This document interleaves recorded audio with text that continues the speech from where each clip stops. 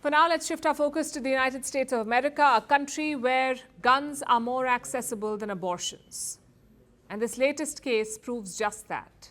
Kate Cox, a 31-year-old woman, sued the state of Texas. Why? Because she was denied an abortion for her high-risk pregnancy.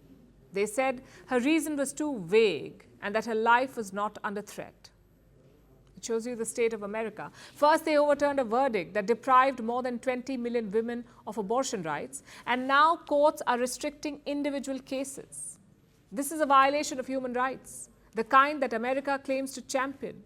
It's the stick they use to beat up countries they don't like, but look at the state of human rights in the United States. 33% of its women are struggling. They don't have a right over their own body. Our next report tells you more. In August, Kate Cox received the happy news. The mother of two was pregnant again.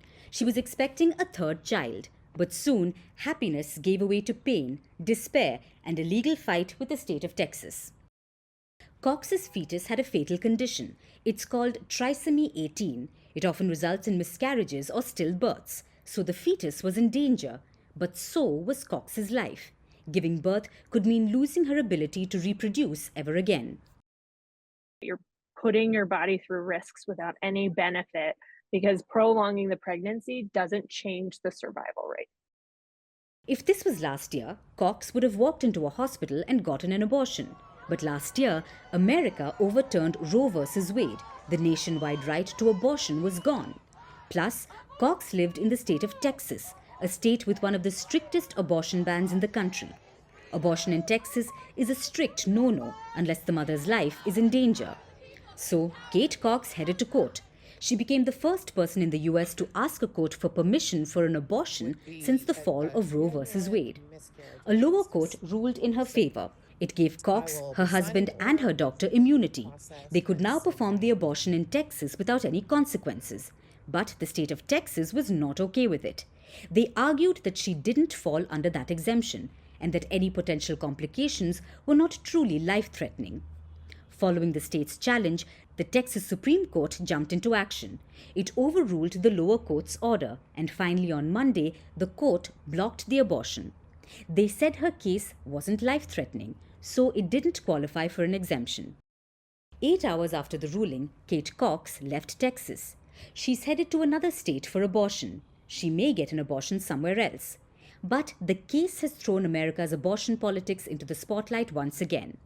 1 in 3 women have no access to abortion in America. In the states where abortion is banned, there is a drop in cases. But in states where it's still legal, abortion cases are increasing drastically. So much so that clinics are struggling to keep up.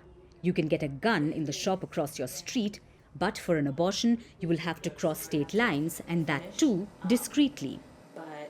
While Kate has shown great fortitude to do this and to put herself out there in this way, the reality is that 99% of pregnant people cannot do the same. And so think about all of the people around the country in the 14 states where abortion is prohibited, in states with gestational limits like Florida and Arizona and South Carolina, and just think about all of the people who are going through similar situations right now and don't have the ability to run to court.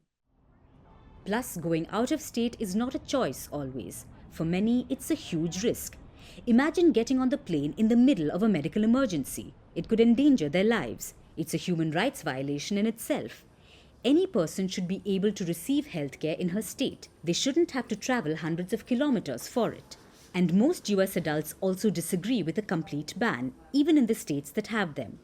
73% believe it should be allowed for the first 6 weeks. Nearly 50% believe it should be permitted till 15 weeks, but states are clearly not listening to them. If this was happening anywhere else in the world, Washington would be the first to issue warnings, give sermons, publish reports on sliding human rights, or even impose sanctions. The hypocrisy is astounding, and caught in this web of politics are American women with no control over their own bodies.